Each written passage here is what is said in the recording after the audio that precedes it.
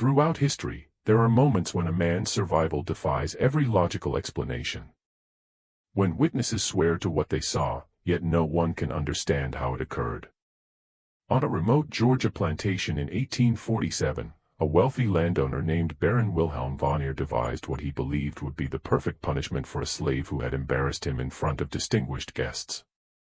The plan was simple, brutal, and foolproof: lock the men inside a reinforced pen with 6 of the most aggressive bulls on the property. Bulls that had gored 3 men to death in the past 2 years.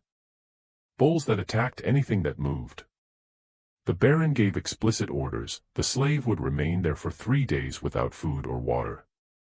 If he survived, he would earn his freedom, but no one expected him to last 3 hours. What happened next became the most disturbing mystery in the county's history.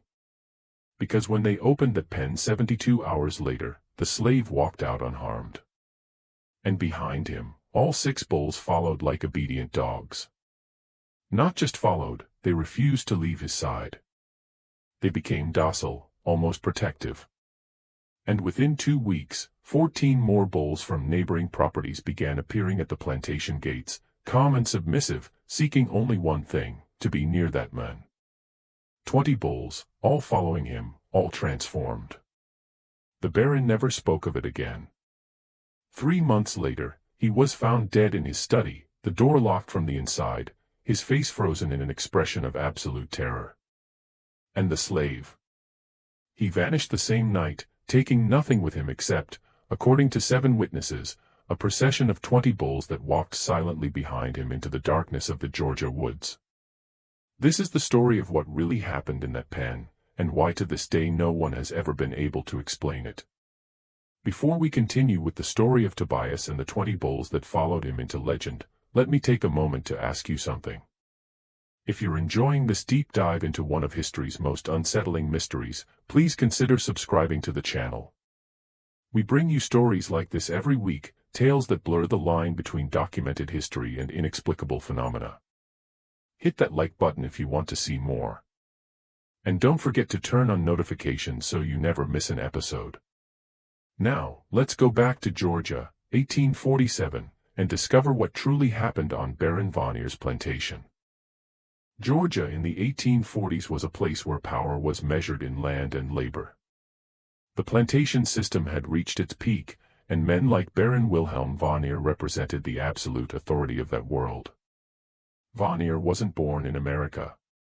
He had arrived from the Netherlands in 1829 with a fortune made in the spice trade and a reputation for ruthless business practices that had made him wealthy but despised in European circles. Rumors followed him across the Atlantic. Whispers of exploited workers in Java, of ships that disappeared carrying valuable cargo, of business partners who had mysteriously died just before major deals were finalized. None of it was ever proven, but the pattern was clear enough that respectable Dutch society had quietly closed its doors to him. America, particularly the American South, offered Vannier something Europe no longer could: a place where questions about a man's past were considered impolite, where wealth spoke louder than reputation, and where the social structure allowed men of means to exercise almost unlimited power over those beneath them. He purchased a sprawling estate near the town of Valdosta in southern Georgia, transforming it into one of the most profitable cotton plantations in the region. The property encompassed nearly 3,000 acres of prime agricultural land, bordered by dense pine forests to the east and the Withlacoochee River to the west. But Vannier had another obsession beyond cotton: cattle, specifically bulls. He had developed this fixation during his years in Spain, where he had witnessed bullfighting and become fascinated by the animal's raw power and aggression. He began importing European breeding stock, particularly aggressive bull breeds used in Spain and Portugal for fighting. He believed these animals represented strength and dominance, qualities he valued above all else. His collection of bulls became legendary in the county, and feared. Workers whispered about the devil's herd, bulls so vicious they had killed 3 men who had attempted to handle them. The first death had occurred in 1845. A worker named Henry, who had experience with cattle from his previous plantation, had been tasked with moving one of the bulls to a different pen. The bull, a massive gray beast Vannier had named Titan, had seemed calm at first, but the moment Henry entered the pen with a lead rope, Titan charged. The attack was so sudden and violent that the other workers watching couldn't react in time. By the time they managed to distract the bull and pull Henry's body out, he was already dead, his chest crushed, several ribs broken and driven into his lungs. The second death came 6 months later. A young man named Peter, barely 20 years old, had been ordered to feed the bulls. He had approached the pen cautiously, sliding the feed through a gap in the fence as he'd been instructed. But one of the bulls, a black beast with scarred flanks that Vanir called Goliath, had somehow managed to force its head through the gap, catching Peter's arm in its jaws. The bull had pulled with such force that Peter was dragged against the fence, his shoulder dislocating, his arm breaking in 3 places. Other workers had rushed to help, but in the chaos, Peter had fallen and struck his head against a fence post. He died 2 days later, never regaining consciousness, his arm so badly mangled that the plantation's doctor said even if he had survived, he would have lost the limb. The third death was the most disturbing. A man named Samuel, who had worked with livestock for over 15 years and was considered one of the most experienced handlers on the property, had been tasked with treating an injury on one of the bulls. The animal had gotten a deep cut on its leg, and Vanir wanted it treated to prevent infection. Samuel had approached carefully, speaking softly to the bull, moving slowly. He had managed to get close enough to examine the wound, but when he touched the bull's leg, the animal had exploded into violence. It had reared up, its hooves catching Samuel in the chest and head. The other workers had managed to pull Samuel out, but he had died within minutes, his skull fractured, blood pouring from his ears and nose. After Samuel's death, Vanir had the pen reinforced with additional iron bars and thicker posts. He also decreed that no worker was to enter the pen under any circumstances. The bulls would be fed from outside through specially designed chutes. Water would be provided through troughs that could be filled from a safe distance. The bulls would live in that pen, isolated and dangerous, a testament to Vanir's wealth and his ability to maintain something that served no practical purpose beyond demonstrating his power. The plantation itself was a world unto itself. Over 200 people lived and worked there, most of them enslaved, their lives controlled entirely by Vanir's whims. The main house was a grand structure built in the Greek Revival style that was popular among wealthy Southerners of the era. White columns, wide verandas, tall windows designed to catch any breeze during the brutal summer months. The house sat on a slight rise, positioned so that Vanir could look out from his second-floor study and see the entire plantation spread before him, the cotton fields stretching toward the horizon, the worker quarters arranged in neat rows, the barns and storage buildings, and far to the east, the bullpen, a dark square against the tree-line. Vanir ruled with calculated cruelty. He was not a man who beat his slaves himself, he considered such behavior beneath his dignity, the mark of someone who had lost control. Instead, he employed an overseer named Dalton, a lean, hard man from South Carolina who had a reputation for efficiency and brutality. Dalton handled the physical enforcement of discipline, while Vanir orchestrated the psychological control. He believed in making examples, in creating situations where people would humiliate themselves or each other, in fostering an environment of fear and uncertainty where no one could ever feel secure. He would, for instance, announce that he was considering granting freedom to one of the enslaved workers, then spend weeks having different people audition for the privilege, performing tasks or answering questions, building hope, only to ultimately declare that none of them had proven worthy. Or he would pit workers against each other, promising rewards to whoever produced the most cotton in a week, then finding reasons to disqualify the winner and give the reward to someone else entirely. These games served no purpose beyond his own amusement and the maintenance of absolute control. His wife, Margaret, was a quiet woman who had come from a respectable Dutch family that had fallen on hard times. She had married Vanir more out of necessity than affection. Her family needed the financial security he could provide, and he wanted the social legitimacy that came with marrying into an old European family. She spent most of her time in the main house, managing the household staff, reading, and writing letters to family members back in the Netherlands. She rarely spoke about her husband's business practices, and when she did, it was always in the most general, diplomatic terms. Those who knew her well, her personal maid, the cook, a few of the house servants, whispered that she was deeply unhappy, that she often cried in her private chambers, that she had once tried to leave but had been convinced or threatened into staying. The plantation's social structure was complex and carefully maintained. At the top sat Vanier and his wife, then a small tier of white overseers and managers, then skilled workers, some enslaved, some free blacks who worked for wages, then field workers, and at the very bottom, those who had been designated as troublemakers or were being punished. Movement between these tiers was rare and entirely at Vanier's discretion. Among the enslaved population was a man named Tobias.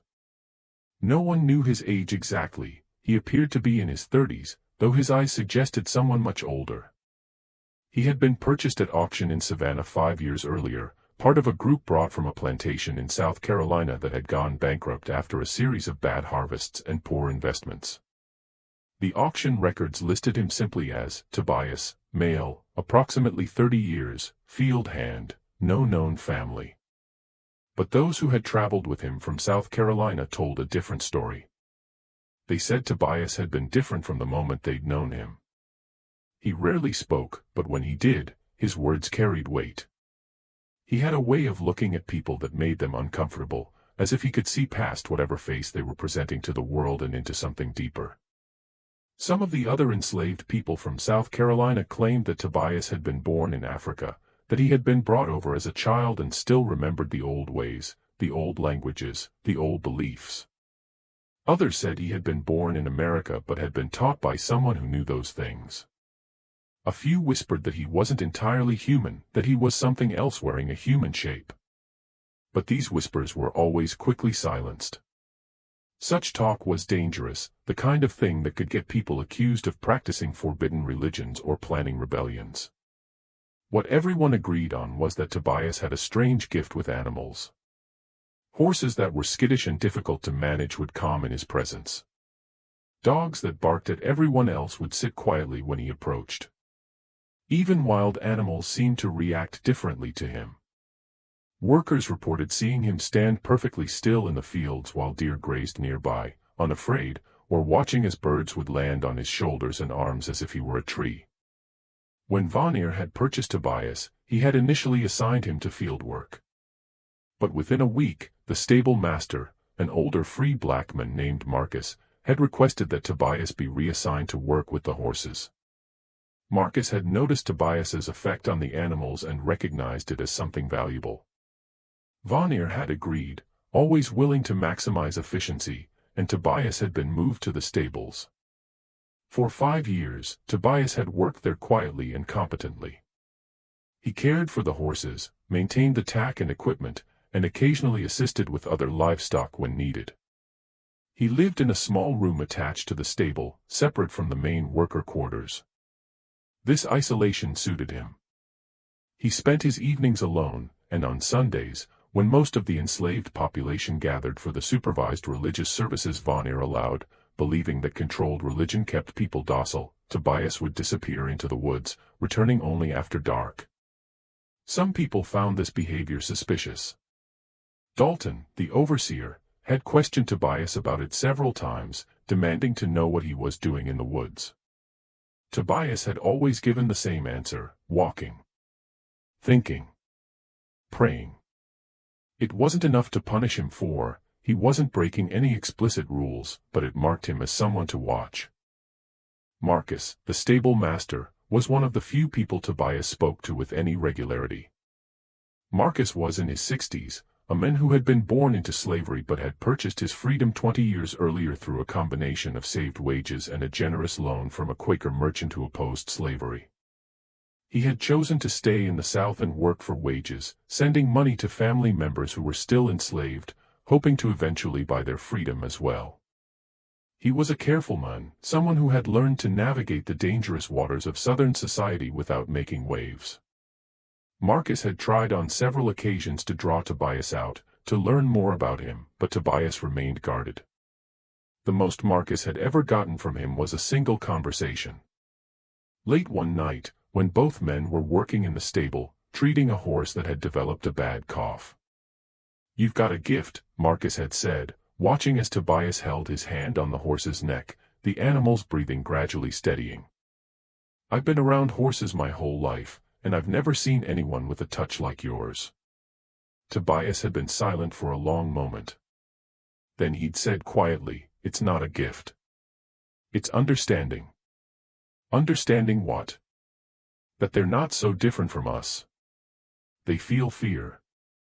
They feel pain. They want to be safe. If you understand that, really understand it, they know. They can tell." Marcus had nodded slowly. "Where'd you learn that?" Tobias had looked at him then, and Marcus had felt that uncomfortable sensation that others had described, the feeling of being seen too clearly. "From someone who understood it better than I do," Tobias had said. "Someone who's gone now." He hadn't elaborated, and Marcus hadn't pushed, but the conversation had stayed with him. There was something about Tobias that didn't quite fit the world they lived in. He was too calm, too centered, too unafraid in a place where fear was the primary tool of control. Vanir had noticed Tobias's gift as well, though he interpreted it differently. He saw it as a useful skill, something to be exploited. He had used Tobias several times to handle difficult livestock, always with success. But he also viewed it with suspicion. Vanir didn't like things he couldn't understand, and Tobias's effect on animals felt like something beyond normal skill. It suggested a kind of power, and Vanir couldn't tolerate the idea of anyone on his plantation having power that didn't come directly from him. This tension had been building for 5 years, unspoken but present. And then came the incident that would change everything. The incident that led to Tobias's punishment happened on a warm April evening in 1847. Vanir was hosting a dinner for several prominent plantation owners from neighboring counties. These gatherings were important to him. They were opportunities to display his wealth, to reinforce his position in the social hierarchy, to make business connections and political alliances. He had been planning this particular dinner for weeks, ensuring that every detail would be perfect. The guest list included some of the most powerful men in southern Georgia. There was Colonel James Hartley, who owned a plantation twice the size of Vanir's and had connections to the state legislature. There was Richard Brennan, a wealthy merchant who controlled much of the cotton trade in the region. There was Thomas Fairfax, a lawyer who had successfully defended several plantation owners in legal disputes over property and labor. And there were their wives, elegant women in expensive dresses, who would spend the evening discussing fashion and gossip while the men talked business. The dinner itself was elaborate. Vanir had ordered his cook, an enslaved woman named Ruth who had trained in Charleston and was known for her skill with French cuisine, to prepare a feast: roasted duck, venison, fresh fish from the river, vegetables from the plantation's gardens, imported wines, elaborate desserts. The dining room had been decorated with flowers and candles, the silver polished until it gleamed, the crystal glasses arranged precisely. The dinner went well. The food was praised, the wine flowed freely, and the conversation was lively. Vanir held court at the head of the table, telling stories about his travels in Europe and Asia, making jokes at the expense of Northern abolitionists, discussing the latest political developments in Washington. He was in his element, performing for an audience that appreciated his wealth and power. After dinner, as was customary, the men retired to Vanir's study for brandy and cigars while the women remained in the parlor. It was during this time that Vanir made his mistake. He had been drinking heavily, feeling expansive and confident, and he decided to give his guests a tour of his prized bulls. "Gentlemen," he announced, standing and gesturing toward the window, "I have something to show you that I guarantee you've never seen before, the most magnificent and dangerous bulls in all of Georgia, perhaps in all of America." The men followed him outside, carrying their brandy glasses, laughing and talking. It was a pleasant evening, the air warm but not oppressive, a light breeze carrying the scent of jasmine from the gardens. They walked across the grounds, past the worker quarters where people watched silently from windows and doorways, past the cotton fields where the plants were just beginning to show their first growth, toward the eastern edge of the property where the bullpen stood. The pen was an impressive structure, built to contain animals that most men wouldn't dare approach. The fence was constructed of thick wooden posts, each one sunk 4 feet into the ground and reinforced with iron bars. The posts were spaced close together, too close for even a determined bull to force its way through. The gate was equally formidable, made of heavy timber and secured with multiple iron chains and locks. Inside the pen, which measured roughly 60 by 40 feet, 6 bulls moved in the fading light. Vanir began describing each bull, pointing them out with obvious pride. That one there, the gray beast, that's Titan, imported from Spain, killed a man in 1845, crushed his chest like it was made of paper. And that black one, the one with the scars, that's Goliath, Portuguese stock, responsible for 2 deaths. The others are equally dangerous. I keep them here as a reminder of what true power looks like. Strength without mercy, dominance without question. The guests murmured appreciatively, though several of them looked uneasy. These were men who understood violence and power, but there was something unsettling about keeping animals this dangerous for no practical purpose beyond display. As Vanir continued his presentation, Goliath began to show signs of agitation. The massive black bull started pawing at the ground, snorting, tossing its head. Then it charged at the fence, slamming into it with tremendous force. The impact was so violent that the entire fence shook, and several of the guests stepped back instinctively. Vanir laughed, clearly pleased by their reaction. "Don't worry, gentlemen. The fence is solid. These beasts can throw themselves against it all day and they won't break through. I had it built specifically to contain them." Goliath charged again, and this time the other bulls joined in, all of them rushing at the fence, bellowing with rage. The sound was deafening, a chorus of animal fury that echoed across the plantation. The guests were no longer smiling. Even Vanir looked slightly concerned, though he tried to hide it. "They're more agitated than usual," he said, raising his voice to be heard over the noise. "Perhaps they sense the presence of so many people." And then, as if on cue, Tobias appeared. He had been working in the stable, which was located about 50 yards from the bullpen. He had heard the commotion and had come to investigate, thinking perhaps one of the horses had been spooked by the noise. He was carrying a bucket of feed, his work clothes dusty, his expression neutral. The moment Tobias came within 20 feet of the pen, everything changed. The bulls stopped. Not gradually, not slowly. They simply stopped, as if someone had thrown a switch. Goliath, who had been in mid-charge, planted his hooves and stood perfectly still. The other bulls did the same. The bellowing ceased. The only sound was the evening breeze rustling through the pine trees. The silence was more unsettling than the noise had been. All 6 bulls turned to face Tobias. They didn't move toward him, didn't show any signs of aggression. They simply stood there, watching him with what could only be described as focused attention. Their breathing slowed, their bodies relaxed. It was as if they had forgotten the fence, forgotten the men standing on the other side, forgotten everything except the presence of this one person. Vanir stared at Tobias, his face darkening. The guests looked between Tobias and the bulls, confused and fascinated. Colonel Hartley, who had drunk more brandy than the others and was feeling bold, laughed nervously. "Well, Baron, it seems your slave has more control over your bulls than you do. Perhaps you should have him give them their tour instead." It was meant as a joke, a light-hearted comment to break the tension. But the moment the words left Hartley's mouth, the atmosphere changed. Vanir's expression shifted from confusion to something darker, humiliation mixed with rage. The other guests fell silent, sensing immediately that something had gone wrong. Vanir turned slowly to look at Hartley. "Is that so?" he said quietly. His voice was calm, but there was an edge to it that made everyone uncomfortable. Hartley, realizing his mistake, tried to backtrack. "I meant no offense, Baron.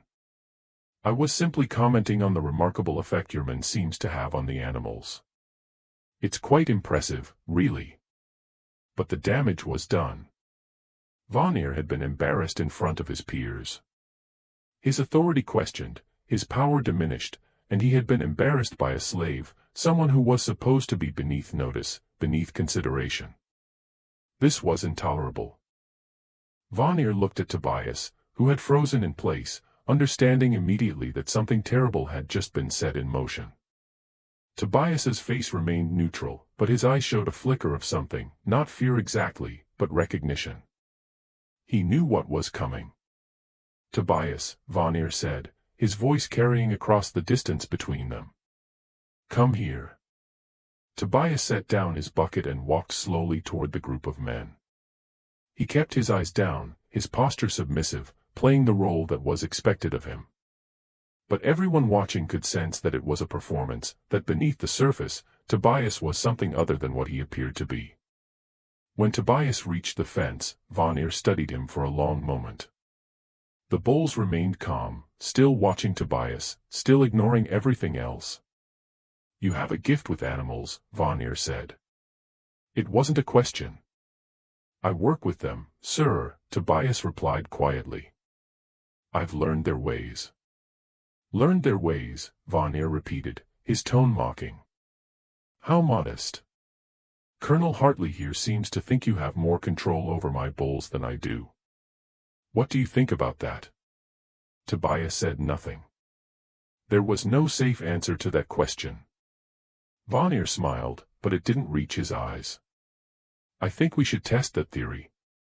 I think we should see just how much control you really have." The guests shifted uncomfortably. They could sense where this was going, and none of them liked it. "Baron," Thomas Fairfax said carefully, "perhaps we should return to the house." "The evening is getting late and—" "Nonsense," Vanir interrupted. "The evening is just getting interesting. Gentlemen, I'm going to make a wager with my slave here. A generous wager, in fact." He turned back to Tobias. "Here's my offer. You will spend 3 days in that pen with those bulls. 3 full days. No food, no water, no shelter. If you survive, I will grant you your freedom and give you $50. That's more money than most free men see in a year. You'll be able to go wherever you want, do whatever you want. You'll be a free man." The guests were silent, shocked by the proposal. $50 was indeed a significant sum, and the promise of freedom was something that any enslaved person would desperately want, but the cost was almost certainly death. Everyone there had heard the stories about Vanir's bulls. 3 men had already died. The idea that anyone could survive 3 days locked in with those animals was absurd. "And if I refuse?" Tobias asked quietly. Vanir's smile widened. "Then I'll assume you were lying about your gift. That you're nothing special. Just another slave who got lucky a few times. And I'll have you sold to a plantation in Alabama. I hear they work their people very hard there. Much harder than I do. You probably wouldn't last a year." It was a trap, and everyone knew it. If Tobias refused, he would be punished. If he accepted, he would almost certainly die.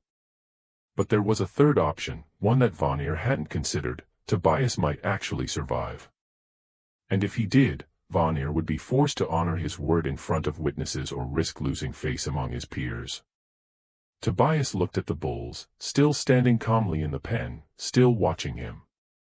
Then he looked back at Vanir. "I accept," he said. Vanir's smile faltered for just a moment, as if he hadn't expected Tobias to agree so readily, but he recovered quickly. "Excellent. We'll begin tomorrow at dawn. I want everyone on the plantation to witness this. It will be educational." The guests were quiet as they walked back to the main house. The evening's entertainment had taken a dark turn, and none of them were comfortable with what they had just witnessed, but none of them spoke up to stop it either. This was Vanir's property, his slave, his decision. To interfere would be to question his authority, and that was something none of them were willing to do. That night, word spread quickly through the plantation about what was going to happen. Workers gathered in small groups, whispering, speculating. Some thought Tobias was brave. Others thought he was foolish. A few thought he might actually survive, though they couldn't explain why they believed that. Marcus, the stable master, sought out Tobias in his room attached to the stable. "You don't have to do this," Marcus said. "We could find a way to get you out of here. There are people who help runaways. I know some names, some places." "No," Tobias said calmly. "Running would only make things worse for me and for everyone else here. Vanir would take his anger out on all of you." "But those bulls, I know," Tobias said. "I've known since the moment I arrived here that something like this would happen eventually. Men like Vanir, they can't tolerate what they don't understand, and they especially can't tolerate it when it makes them look weak." Marcus sat down heavily on a wooden crate. "So you're just going to walk into that pen and die?" Tobias looked at him, and Marcus saw something in his eyes that he couldn't quite identify. Not fear, not resignation, but something else. Something that looked almost like certainty. "I'm going to walk into that pen," Tobias said quietly. "What happens after that? We'll see." The next morning arrived with a gray dawn, clouds obscuring the sun, the air heavy with the promise of rain. Vanir had ordered the entire plantation to gather near the bullpen. This was to be a public event, a demonstration of his power and a warning to anyone who might think about challenging his authority. Over 200 people assembled in a loose semicircle around the pen. The enslaved workers stood in groups, their faces carefully neutral, knowing that any visible emotion could be interpreted as sympathy for Tobias and result in punishment. The overseers and managers stood closer to the pen, armed with rifles and whips, ready to intervene if the bulls somehow managed to break through the fence. Vanir's house servants stood near the main house, watching from a distance. Even Margaret had come out, standing on the veranda with her personal maid, her face pale. Vanir himself stood directly in front of the pen's gate, dressed in his finest clothes as if this were a formal occasion. Beside him stood Dalton, holding the keys to the gate's locks. Several of the guests from the previous night had stayed over, and they stood nearby, looking uncomfortable but unwilling to leave. To depart now would be to insult Vanir, and none of them could afford that. Tobias was brought forward by two overseers. He was wearing the same simple work clothes he'd had on the night before, canvas pants, a rough cotton shirt, worn boots. His hands were unbound. He looked at the pen, at the bulls moving restlessly inside, then at Vanir. 3 days, Vanir announced loudly, his voice carrying across the assembled crowd. 72 hours. If you survive, you walk free with $50 in your pocket. If you die. He shrugged. Well, you should have been more careful around my bulls. A few of the overseers laughed, but the sound was forced, uncomfortable. Most of the crowd remained silent. Vanir nodded to Dalton, who stepped forward and began unlocking the gate. The chains rattled as they were removed, the sound loud in the morning quiet. The gate swung open with a creak of hinges. In you go, Vanir said. Tobias walked forward without hesitation. He stepped through the gate and into the pen, his movements calm and deliberate. The moment he was inside, Dalton swung the gate shut and locked it, the chains rattling back into place. For the first few minutes, nothing happened. The bulls, which had been moving around the pen, stopped and turned to look at Tobias. He stood near the center of the enclosure, not moving, barely breathing. His eyes were closed, his hands hanging loosely at his sides. He looked like a man in prayer or in meditation, completely still. The crowd watched in intense silence. Some people were holding their breath. Others were whispering prayers. A few of the children who had been brought to witness this were crying, being shushed by their parents. Then Goliath, the massive black bull that had killed 2 men, began to move. It lowered its head, pawing at the ground, its muscles tensing. Everyone watching recognized the signs, the bull was preparing to charge. Several people in the crowd gasped. One woman screamed. Vanir leaned forward, his eyes fixed on Tobias, a slight smile on his face. Goliath charged. The bull rushed forward with terrifying speed, its hooves thundering against the packed earth, its head lowered, its horns aimed directly at Tobias. It covered the distance in seconds, and for a moment it seemed certain that Tobias would be gored, trampled, killed instantly. But then, just as Goliath was about to make contact, Tobias opened his eyes. He raised one hand, palm out, and made a sound. Not quite a word, not quite a song, something in between. It was low and resonant, seeming to come from deep in his chest, and it carried across the pen with strange clarity. Goliath stopped. The bull's momentum should have carried it forward. It should have been physically impossible for an animal that size, moving that fast, to stop so suddenly.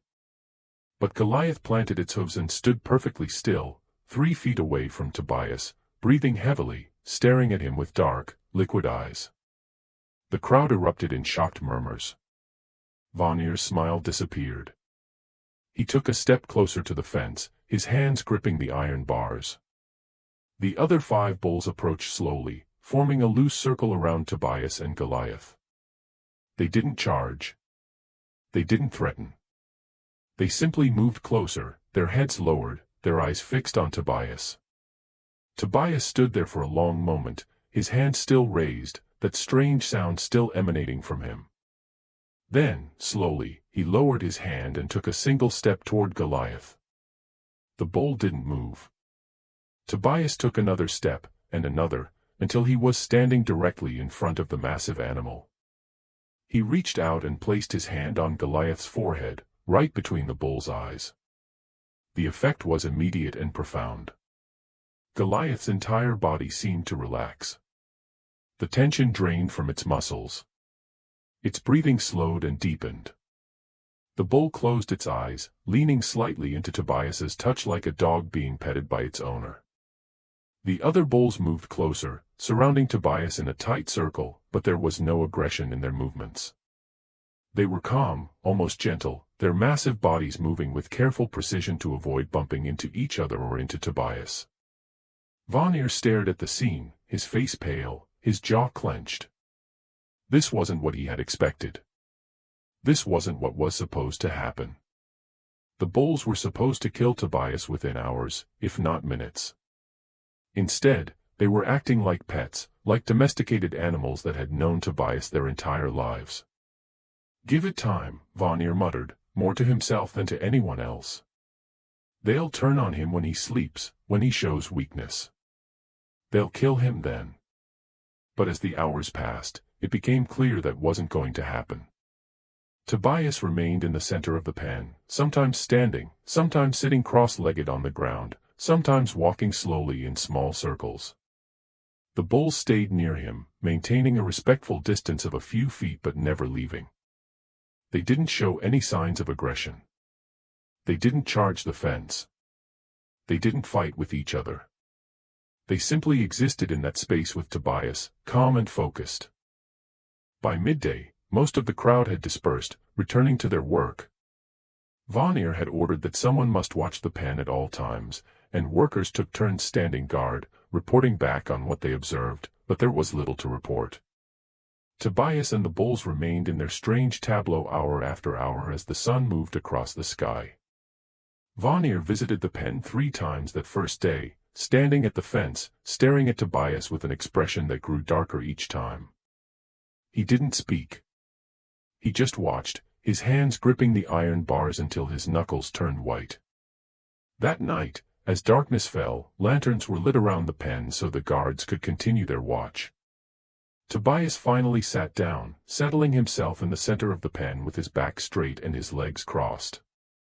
The bulls, one by one, lay down around him in a circle, their massive bodies forming a protective barrier between Tobias and the fence. They arranged themselves with their heads facing outward, like guards on watch. The workers who witnessed this reported it to Vanir, who came out to see for himself. He stood at the fence for over an hour, watching as Tobias sat motionless in the center of that circle of bulls, his eyes closed, his breathing slow and steady. The bulls didn't sleep, or if they did, it was in shifts, because there were always at least 2 or 3 of them with their eyes open, watching the darkness beyond the fence. Vanir finally turned and walked back to the main house without saying a word. But those who saw his face said he looked like a man who had seen something that shattered his understanding of the world. The second day began with rain, not a heavy downpour but a steady drizzle that turned the ground inside the pen to mud and made everything gray and miserable. The workers who came to watch expected to see Tobias suffering, cold, wet, exhausted from a night without sleep. But when they arrived at the pen, they found something else entirely. Tobias was standing in the center of the pen, his face turned up toward the sky, his arms spread slightly as if welcoming the rain. The bulls stood around him in their protective circle, their bodies blocking most of the wind, creating a kind of shelter. And Tobias looked peaceful, not suffering, not struggling, but peaceful, as if the rain and the cold and the lack of food and water were irrelevant to him. One of the workers, a young woman named Sarah who worked in the main house, later told others that watching Tobias in that moment had made her cry, though she couldn't explain why. He looked free, she said. Even locked in that pen, even surrounded by those bulls, he looked more free than any of us have ever been. As the morning progressed, something strange began to happen. The bulls started moving in patterns, not random movements, but deliberate, coordinated patterns. They would walk in a slow circle around Tobias, all moving in the same direction, their steps synchronized. Then they would stop, stand still for several minutes, and begin again. It looked almost like a dance or a ritual. The workers watching were disturbed by this. It was too organized, too purposeful. Bulls weren't supposed to behave this way. They were supposed to be aggressive, unpredictable, dangerous. But these bulls were moving with the precision of trained performers. And the only explanation anyone could offer was that Tobias was somehow directing them. But he wasn't giving any visible signals. He wasn't speaking or gesturing. He was just standing there, and the bulls were responding to something no one else could see or hear. Vanir came to the pen around noon, accompanied by Dalton and 2 other overseers. He looked like he hadn't slept. His clothes were rumpled, his hair uncombed, his eyes bloodshot. He stood at the fence, staring at Tobias and the bulls, his expression a mixture of rage and something else, fear, perhaps, or confusion. "How is this possible?" he muttered. "How is he doing this?" Dalton, standing beside him, shook his head. "I don't know, sir. I've never seen anything like it. Those bulls, they're not acting natural. It's like they're under some kind of spell." Vanir turned sharply to look at him. "Spell? Are you suggesting witchcraft?" Dalton looked uncomfortable. "I'm not suggesting anything, sir. I'm just saying it's not natural. Bulls don't behave this way. Not without training." And even then, Vanir turned back to the pen. There has to be an explanation. A rational explanation. He's using some technique, some method of controlling them. Maybe sounds we can't hear or movements we're not noticing. There has to be something. But as the day wore on, no one could identify what that something might be. Tobias continued his strange vigil, and the bulls continued their strange behavior, and everyone who watched felt increasingly unsettled. That afternoon, something even more disturbing occurred. One of the bulls, the brown one with scarred flanks that Vanir had named Brutus, approached Tobias and lowered its head until its forehead was touching Tobias's chest. Tobias placed both hands on the bull's head and stood that way for nearly an hour, completely motionless. The workers watching reported that during this time, Tobias and the bull seemed to be breathing in perfect synchronization, inhale together, exhale together, over and over, their chests rising and falling in identical rhythm. And more than that, the other bulls had stopped moving entirely. They stood frozen in place like statues, their eyes fixed on Tobias and Brutus, as if witnessing something sacred. When the hour was up, Tobias removed his hands from the bull's head. Brutus stepped back, shook its head once, and then returned to the circle. The other bulls resumed their slow, patterned movements, and Tobias sat down in the mud, cross-legged, his eyes closed, rain still falling on his upturned face. By the evening of the second day, word of what was happening had spread beyond the plantation. People from neighboring properties began arriving, asking permission to witness the spectacle. Vanier, who would normally have welcomed the attention, instead ordered the gates closed and guards posted to keep people out. He didn't want witnesses. He didn't want this story spreading any further than it already had. But stories have a way of spreading regardless of what anyone wants. Workers from Vanier's plantation had family and friends on other plantations, and they talked. Merchants and traders who passed through heard the rumors and carried them to the next town. Within days, the story of the slave who had survived 2 days locked in a pen with 6 killer bulls was being told in taverns and churches and general stores throughout southern Georgia. Some versions of the story painted Tobias as a saint, blessed by God with the power to tame wild beasts. Other versions portrayed him as something darker, a practitioner of African magic, someone who had made deals with spirits or demons. A few people claimed he was a prophet sent to deliver a message about the evils of slavery. Others insisted he was simply a skilled animal handler who had gotten lucky. But everyone agreed on the core facts. Tobias was alive, the bulls were calm, and something inexplicable was happening in that pen. On the evening of the second day, Vanier locked himself in his study and began drinking heavily. His wife, Margaret, tried to speak with him, but he ordered her away. The house servants reported hearing him talking to himself, his voice rising and falling, sometimes angry, sometimes pleading, as if he were having an argument with someone who wasn't there. Around midnight, one of the house servants, a young man named Daniel who was tasked with keeping the fires lit throughout the house, passed by Vanier's study and heard him shouting. Daniel paused, listening, and later reported what he had heard to others. He was saying, "It's not possible.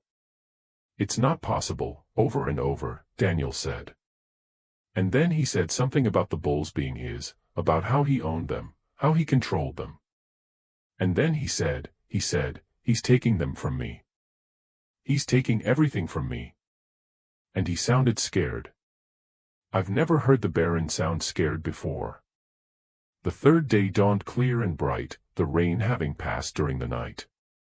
The ground inside the pen was still muddy, and Tobias was covered in it, his clothes, his skin, his hair, but he didn't look weakened. If anything, he looked stronger. His eyes were clear and focused. His movements, when he stood and stretched, were fluid and controlled. He looked like a man who had just woken from a restful sleep, not someone who had spent 2 days without food or water, exposed to the elements, surrounded by dangerous animals. The bulls, too, seemed energized. They moved with purpose, their earlier lethargy replaced by a kind of vibrant alertness. They continued their patterned movements, their synchronized walking, but now there was something almost joyful about it, as if they were celebrating something. Vanier arrived at the pen just after dawn, accompanied by nearly a dozen overseers and armed workers. He looked terrible, his face gaunt, his eyes hollow, his hands shaking slightly. He had clearly not slept. He stood at the fence, staring at Tobias, and for a long moment neither man spoke. Then Vanier said, his voice hoarse, "How are you doing this?" Tobias looked at him calmly. "I'm not doing anything. I'm just here." "That's not an answer," Vanier snapped. "Those bulls should have killed you. They've killed 3 men.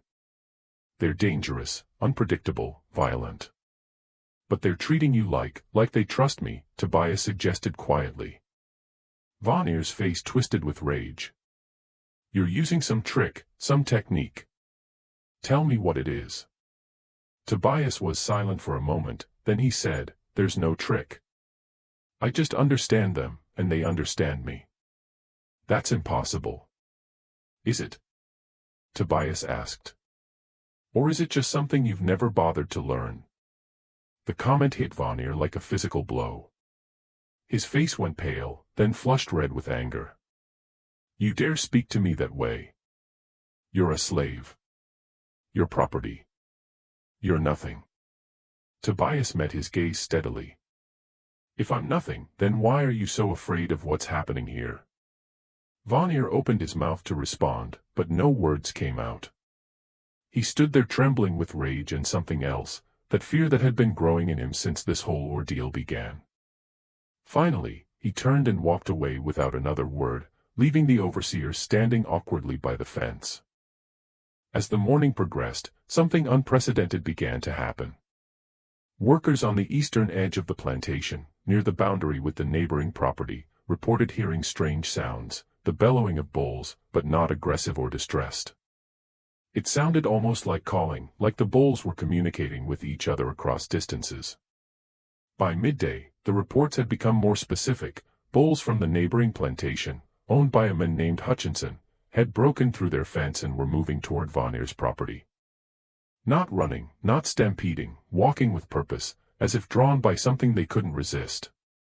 Hutchinson himself arrived at Vanir's gates around 2 in the afternoon, furious and confused. "Your man has done something to my bulls," he shouted at the guards. "They broke through a reinforced fence and they're heading this way. I want to know what the hell is going on." Word was sent to Vanir, who came to the gates looking even worse than he had that morning. When Hutchinson explained what had happened, Vanir's face went white. "How many bulls?" he asked. 5, Hutchinson said. 5 of my best breeding stock. They just left. Walked right through the fence like it wasn't there. And they're heading toward your property. Toward that pen where you've got your slave locked up. What did he do to them?" Vanir had no answer.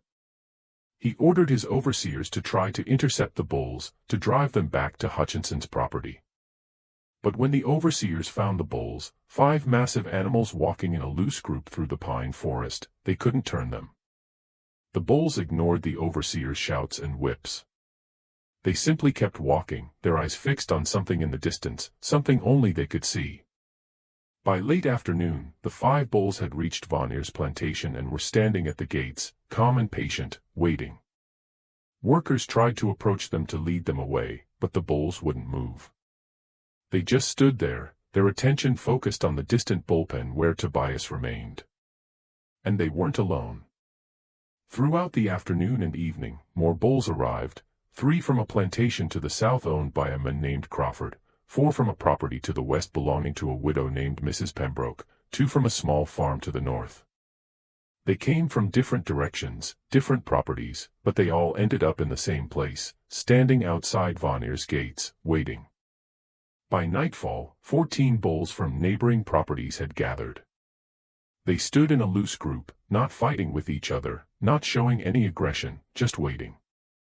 And every single one of them was facing the same direction, toward the pen where Tobias sat, surrounded by Vanir's original 6 bulls. The plantation owners whose bulls had disappeared were furious. They came to Vanir's property demanding explanations, demanding compensation, demanding that he do something to return their animals. But Vanir had no explanations to offer. He stood on his veranda, staring at the gathered bulls, his face a mask of confusion and fear. "I don't know," he kept saying. "I don't know how this is happening." The other plantation owners didn't believe him. They accused him of using some kind of bait, some technique to lure their bulls away. Arguments broke out. Threats were made. The social structure that had seemed so solid just days before was fracturing. And at the center of it all was one man, sitting in a pen with 6 bulls, doing nothing but existing. That night, Vanir didn't sleep at all. He paced his study, drinking brandy, staring out the window toward the distant pen. The house servants reported hearing him talking to himself again, his voice rising and falling, sometimes angry, sometimes desperate. Around midnight, Margaret finally forced her way into the study, ignoring his orders to leave him alone. "Wilhelm," she said, her voice firm, "you need to stop this. Let the man go. Honor your word. Give him his freedom and let this end." Vanir turned to look at her, and she stepped back, frightened by the expression on his face. "Let him go," he said, his voice barely above a whisper. "Let him go. Don't you understand what's happening? He's taking them. He's taking my bulls." He's taking bulls from other men's properties. He's doing something that shouldn't be possible. And if I let him go, if I admit that he's won, then everyone will know. Everyone will know that a slave defeated me, that I was powerless against him. This isn't about power anymore, Margaret said. This is about survival. Your survival. Can't you see what this is doing to you? But Vanir wasn't listening. He turned back to the window, staring out at the darkness, and Margaret left him there, alone with his obsession. The third day ended at dawn on the fourth day, exactly 72 hours after Tobias had been locked in the pen. Vanir had given orders that the gate would be opened at first light, and a crowd had gathered to witness it. The enslaved workers, the overseers, several of the neighboring plantation owners whose bulls had disappeared, and even a few townspeople who had heard the stories and traveled out to see the conclusion. Vanir stood at the front of the crowd, flanked by Dalton and 4 armed overseers. He had ordered them to be ready for anything. If the bulls charged when the gate opened, they were to shoot. If Tobias tried to escape, they were to stop him. Vanir's face was pale and drawn, his eyes red-rimmed from lack of sleep, his hands trembling slightly. As the sun rose, painting the sky in shades of pink and gold, Dalton stepped forward and began unlocking the gate. The chains rattled as they were removed, the sound loud in the morning quiet. The crowd held its breath. The gate swung open. For a moment, nothing happened. Then Tobias stood slowly, brushing mud from his clothes. The 6 bulls rose with him, moving in perfect synchronization, their massive bodies unfolding with surprising grace. Tobias looked at the open gate, then at the bulls, then at the crowd of people watching him. He walked toward the gate, his movements calm and deliberate. The bulls followed, not aggressively, not frantically. They simply walked behind him, their heads lowered, their eyes focused on his back. They moved through the gate in single file, Goliath first, then the others, and they arranged themselves in a loose semicircle behind Tobias. The crowd stepped back instinctively, creating a wide path. No one spoke. No one moved. They just watched as Tobias walked out of the pen and into the morning light, 6 massive bulls following him like obedient dogs. Tobias stopped a few feet from Vanir. The 2 men looked at each other, and for a long moment neither spoke. Tobias's expression was unreadable, not angry, not triumphant, not afraid, just knowing, as if he understood something Vanir never would, something fundamental about the nature of power and control, and what it meant to truly connect with another living being. Vanir broke eye contact first, turning his head away sharply. "Get him off my property," he muttered to Dalton. "Now." But before anyone could move, a sound rose from the direction of the gates, a deep, resonant bellowing. The 14 bulls that had gathered from neighboring properties were calling out, their voices echoing across the plantation, and then they began to move. They walked through the open gates, past the confused guards, past the gathered crowd, heading straight toward Tobias. When they reached him, they stopped, forming a larger circle around him and the original 6 bulls, 20 bulls in total, all standing calmly, all focused on one man. The crowd erupted in shocked murmurs and gasps. The neighboring plantation owners who had come to reclaim their bulls stared in disbelief. This was impossible. Bulls didn't behave this way. They didn't form groups like this, didn't follow a person like this, didn't show this kind of coordinated behavior. Vanir took a step back, his face white. "Stop him," he said weakly. "Don't let him leave with those animals. They're not his. They belong to me, to Hutchinson, to Crawford, they belong to themselves," Tobias said quietly, speaking for the first time since leaving the pen. His voice was calm but carried clearly across the crowd. "They always have. You just never understood that." Vanir's face twisted with rage. "You're a slave. You own nothing. You are nothing. Those bulls are property, just like you." Tobias looked at him with something that might have been pity. "I was property," he said. "You promised me my freedom if I survived 3 days. I survived. So now I'm free. And these bulls, he gestured to the animals surrounding him, they've made their choice. Shoot him, Vanir suddenly shouted, turning to the armed overseers. Shoot him and scatter those bulls. But none of the overseers moved. They looked at each other nervously, but no one raised their weapons. The sight of 20 massive bulls standing in perfect calm around one man was too strange, too unsettling. It felt wrong to interfere, as if doing so would break some natural law they didn't understand. Dalton stepped forward, his voice low. Sir, you made a promise in front of witnesses.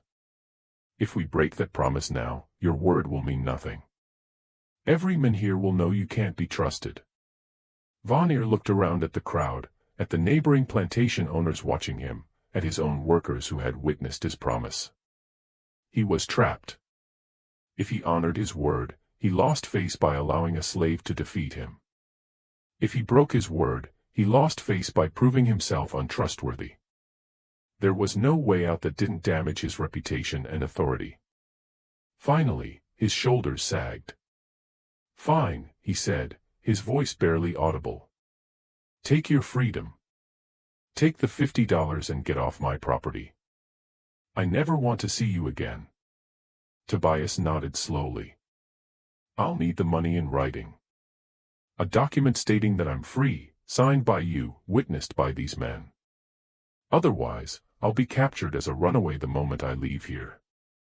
Vanir's jaw clenched, but he knew Tobias was right. He turned to Dalton. Prepare the papers and get him his money. It took nearly an hour to prepare everything. Vanir's personal secretary was summoned to write out a formal document of manumission, declaring that Tobias was hereby freed from slavery and granted $50 as payment for services rendered.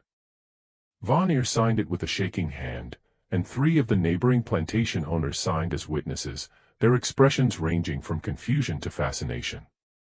During this time, Tobias stood quietly with the 20 bulls surrounding him. Workers brought him water, which he drank slowly, and some bread, which he ate in small bites. The bulls remained calm, occasionally shifting position but never straying far from Tobias. When the papers were finally ready, Dalton brought them to Tobias along with a small leather pouch containing $50 in coins. Tobias took the papers, read them carefully, then folded them and tucked them inside his shirt. He took the pouch and nodded his thanks. Where will you go? Dalton asked quietly. He had always treated Tobias with more respect than the other overseers, and there was genuine curiosity in his question. Tobias looked toward the east, toward the dense pine forests that stretched for miles beyond the plantation. Somewhere quiet, he said. Somewhere we can live in peace. We? Dalton asked, glancing at the bulls. Tobias smiled slightly. Yes. We. He began walking toward the road that led away from the plantation, and the bulls followed. They moved in a loose procession, some walking beside him, others behind, forming a protective formation around him. The crowd parted to let them through, workers and overseers and plantation owners all stepping aside, watching in stunned silence as this impossible parade passed by. Some of the enslaved workers reached out as Tobias passed, not touching him but extending their hands as if seeking some kind of blessing or confirmation that what they were seeing was real. A few were crying, though they couldn't explain why. Others whispered prayers or made signs against evil, unsure whether what they were witnessing was divine or demonic. Tobias walked down the long dirt road that led away from the plantation, the morning sun rising behind him, casting his shadow and the shadows of 20 bulls long across the ground. He didn't look back. He just kept walking, steady and purposeful, and the bulls followed. Vanir watched from the veranda of his main house, his hands gripping the railing so tightly his knuckles were white. His face was twisted with an expression that combined rage, fear, and something else, a kind of existential horror, as if he were watching the collapse of everything he believed about the world and his place in it. Margaret stood beside him, her hand on his arm, trying to offer comfort, but Vanir didn't seem to notice her. He just stared at the distant figure of Tobias and his procession of bulls until they disappeared into the tree line and were gone. In the days and weeks that followed, the story of what had happened at Vanier's plantation spread throughout Georgia and beyond. Newspapers picked up the tale, though they treated it with skepticism, suggesting that the accounts had been exaggerated or that there was some rational explanation that hadn't been properly investigated. Religious leaders debated whether Tobias had been blessed by God or cursed by the devil. Scientists and naturalists wrote letters to journals proposing theories about animal behavior and human-animal communication. But for those who had been there, who had witnessed it firsthand, no amount of skepticism or theorizing could change what they had seen. Tobias had survived 3 days with 6 killer bulls. 20 bulls had followed him when he left.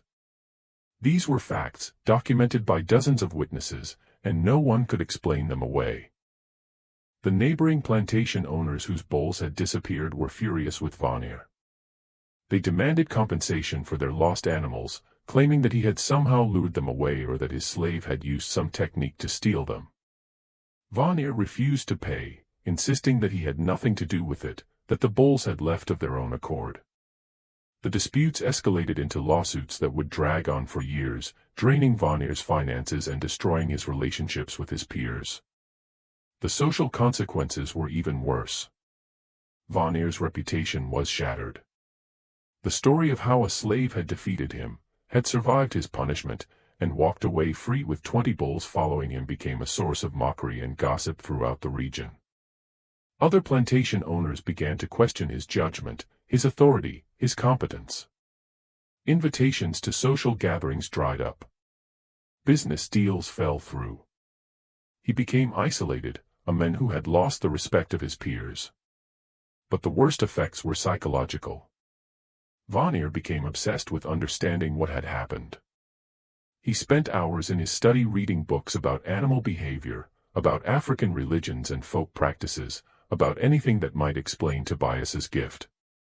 He consulted with people he would have once dismissed as charlatans, root workers, folk healers, traveling preachers who claimed knowledge of the supernatural. He wanted answers, needed answers, but none were forthcoming. His behavior grew increasingly erratic. Workers reported seeing him walking the grounds at night, carrying a lantern, muttering to himself.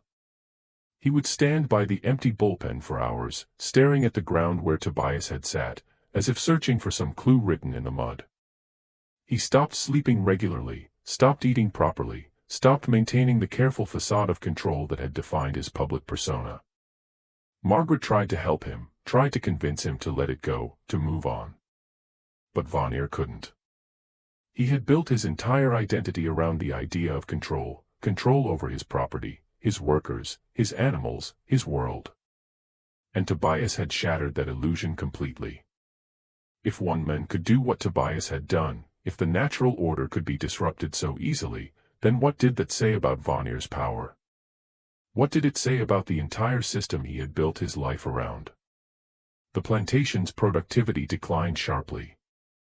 Workers whispered that the land itself had turned against Vanier, that crops were failing in fields that had always been fertile. Horses became skittish and difficult to manage. Even the dogs seemed nervous, barking at nothing, refusing to enter certain areas of the property. Whether these problems were real or imagined, the result of Vanier's declining attention to management or simply bad luck, they contributed to the sense that something fundamental had broken. About 6 weeks after Tobias's departure, a traveling preacher passed through Valdosta and stopped at a tavern where he told a strange story to anyone who would listen. He claimed that while traveling through the backwoods of southern Georgia, he had encountered a man living in a clearing deep in the forest. The man was surrounded by bulls.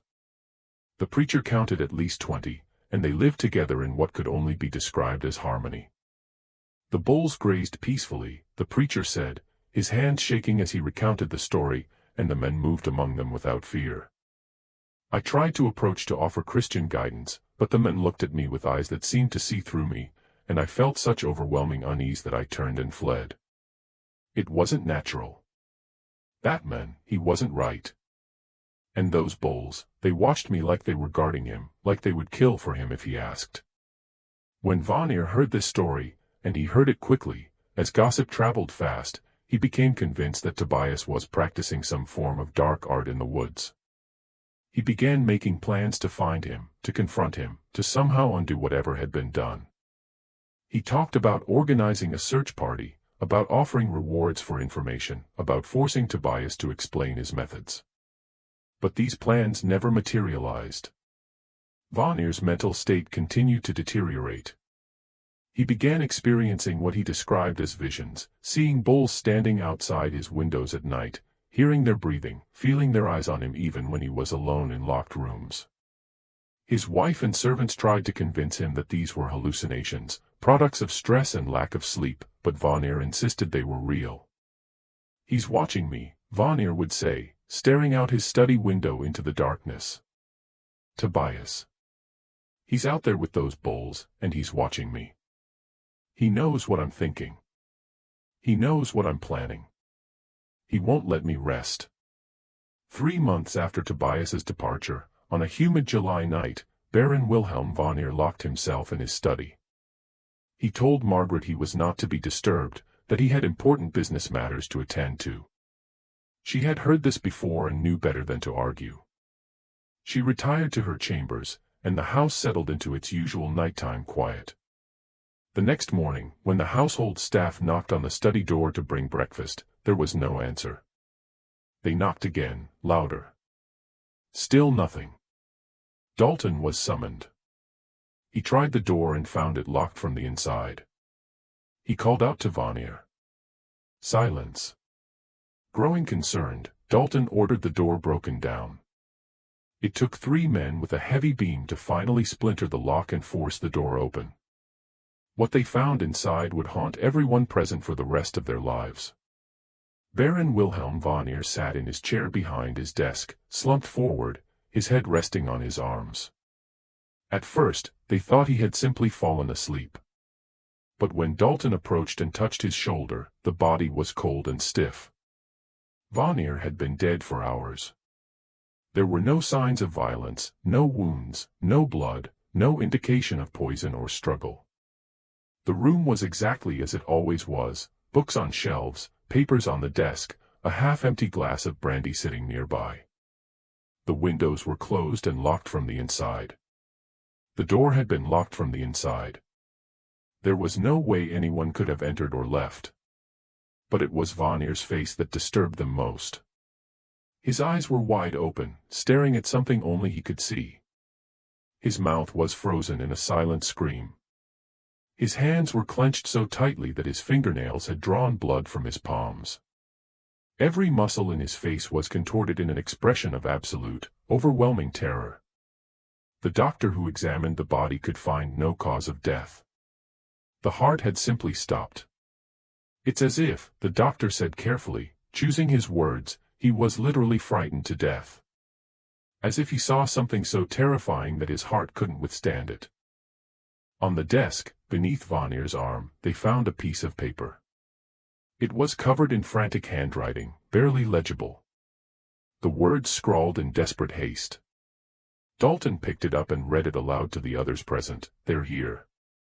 All of them. Standing outside the window. 20 bulls. Just standing, watching, waiting. He's with them. Tobias. He's standing in the center and he's looking at me. He's looking through the window, through the walls, through everything. He sees me. He knows. They all know. They're not moving. Just watching. Just waiting. I can hear them breathing. I can hear their hearts beating. I can hear his heart beating. It sounds like thunder. It sounds like the earth itself. They're not leaving. They're never leaving. They're going to stand there forever, watching, waiting, until the writing ended abruptly, the pen trailing off the page as if Vanir's hand had simply stopped working mid-sentence. Dalton immediately sent men to check the grounds outside the study windows. They found nothing, no hoof prints, no tracks, no evidence that any animals had been there at all. The grass was undisturbed. The ground was dry and hard from weeks without rain. There was no physical evidence to support what Vanir had written. But 7 workers, independently and without consulting each other, came forward in the following days to report that they had heard something strange the night Vanir died. Around midnight, they had heard what sounded like distant bellowing, the deep, resonant calls of bulls. But when they had looked outside, they saw nothing. The sound had seemed to come from everywhere and nowhere at once, echoing across the plantation like a warning or a judgment. One worker, an older woman named Ruth who had been the plantation's cook, said something that others would remember for years afterward. "That sound," she said, "it wasn't angry. It wasn't threatening. It was just there, like the bulls were saying, 'We remember. We know what you did, and we're watching.' That's what it sounded like to me, like a reminder that some things can't be forgotten, no matter how much you want to forget them." Baron Wilhelm Vanir was buried in the family plot on the plantation grounds. The funeral was small and awkward. Few of the neighboring plantation owners attended, and those who did left quickly, uncomfortable with the whispers and rumors that had surrounded Vanir's death. The preacher who conducted the service kept his remarks brief and generic, avoiding any mention of the circumstances of Vanir's final months. Margaret Vanir sold the plantation within 6 months. She couldn't bear to stay there, couldn't sleep in the house where her husband had died in such a disturbing manner.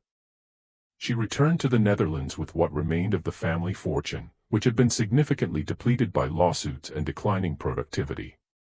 She never remarried, and she never spoke publicly about her husband's death. When family members asked, she would simply say, "He lost himself. He became obsessed with something he couldn't understand, and it destroyed him." The plantation changed hands 3 times over the next decade.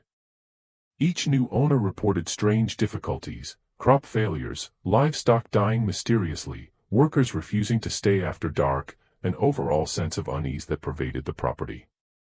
The main house, once so grand and imposing, fell into disrepair. The fields grew wild. The worker quarters were abandoned. Eventually, the property was sold for a fraction of its original value to a timber company, which clear-cut the forests and left the land barren. By the 1870s, all that remained of Vanir's plantation were a few crumbling foundations and the family plot where the Baron was buried.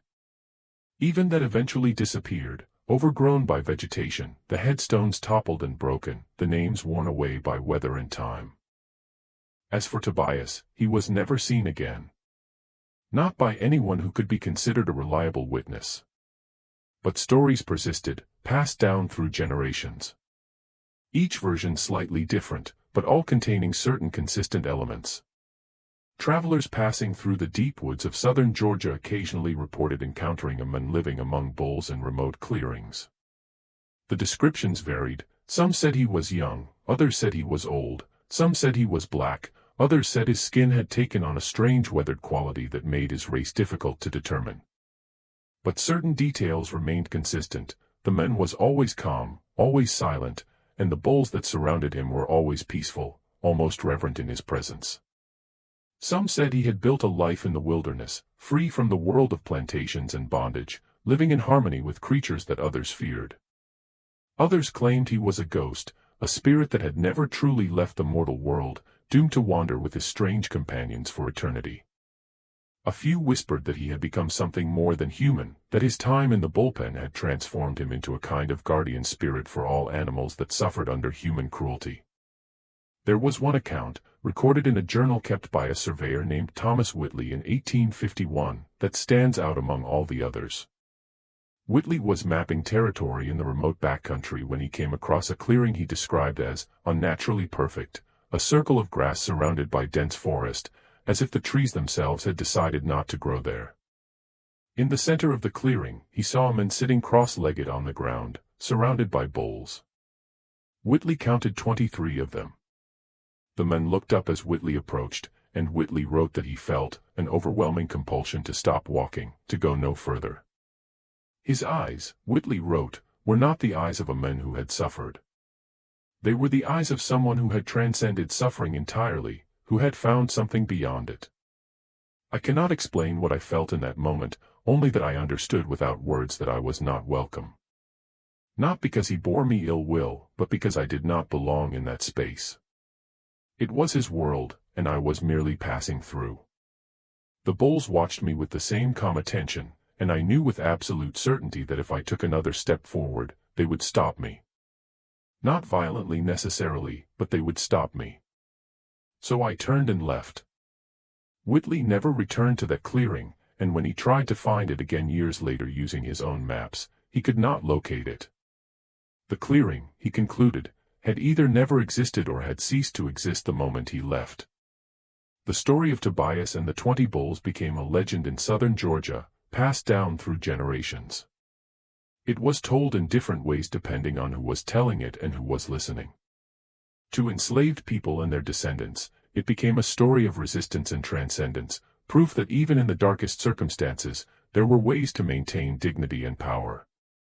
To white Southerners, it became a cautionary tale about the dangers of underestimating those they considered inferior, or a ghost story to frighten children. But everyone agreed on one thing: whatever Tobias had done in that bullpen, whatever understanding he had reached with those animals, it was something that defied explanation. The witnesses were numerous and credible. The facts were documented. Baron Vanier's death was recorded in official county records. The disappearance of the bulls was confirmed by multiple property owners. These things happened. They were real. But the mechanism, the reason, the truth behind it all, that remains hidden, locked away in the same silence that Tobias carried with him into the wilderness. A silence that 20 bulls understood but that no human ever could. In the end, we're left with questions that have no answers. Was Tobias born with a gift? Or did he learn something in his years of suffering that others never could? Were the bulls drawn to him by instinct, or by something deeper, a recognition of kinship, of shared understanding between creatures who had both been broken and caged? And what did Baron Vanier see in those final moments before his heart stopped? Was it truly Tobias and 20 bulls standing outside his window? Or was it something else? Guilt?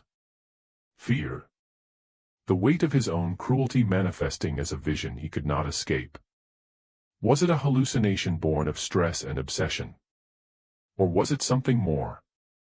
Something that suggested the world is stranger and more connected than we understand. That cruelty and suffering leave marks that can't be erased. That some debts must eventually be paid. We'll never know for certain. The plantation is gone, reclaimed by forest and time. The people who witnessed these events are long dead. And Tobias, wherever he went, took his secrets with him. But sometimes, even now, people traveling through the remote backwoods of southern Georgia report hearing something strange in the night, a sound like distant bellowing, deep and resonant, echoing through the trees. And occasionally, in clearings where no one has built or lived for over a century, they find circles of flattened grass, as if large animals had rested there. But no tracks, no signs of how they arrived or where they went, just empty clearings and the lingering sense that something inexplicable once happened there. Something that changed the rules, if only for a moment. Something that reminded us that the world is stranger and deeper than we can ever fully understand. And that, perhaps, is the real terror, not monsters or ghosts or supernatural forces, but the possibility that reality itself has cracks in it. Places where the normal rules don't apply. Moments when a man can walk into a pen with 6 killer bulls and walk out 3 days later with 20 following him like shadows. Moments when the impossible becomes undeniably, terrifyingly real. Moments that force us to question everything we think we know about power, about control, about the nature of consciousness and connection, and what it means to truly understand another living being. The story of Tobias and the 20 bulls is one of those moments. It happened. The evidence is there. But the explanation? That remains just out of reach, like a word on the tip of your tongue that you can never quite remember. And maybe that's how it should be. Maybe some mysteries aren't meant to be solved. Maybe they're meant to exist as reminders that for all our certainty, for all our science and logic and rational explanations, there are still things in this world that we don't understand. Things that happened, things that were witnessed and documented, but that refuse to fit neatly into our categories and explanations. Things that make us wonder, late at night when we're alone with our thoughts, Whether the world is really as solid and predictable as we like to believe, or whether there are cracks in the foundation, places where something else can slip through, something older, something deeper, something that operates by rules we've forgotten or never knew. The story of Tobias is one of those cracks, and it remains open even now, more than a century and a half later, a question without an answer, a mystery without a solution, a reminder that some things, once witnessed, can never be explained away. What do you think of this story? Do you believe Tobias had a genuine gift? Or was there a rational explanation that no one discovered? Could Vanir's death have been caused by guilt and fear alone, or was something else at work? Leave your thoughts in the comments below. And if you enjoyed this deep dive into one of history's most unsettling mysteries, please subscribe to the channel and hit that notification bell so you never miss another story. Until next time, remember, the past is full of mysteries, and some of them refuse to stay buried.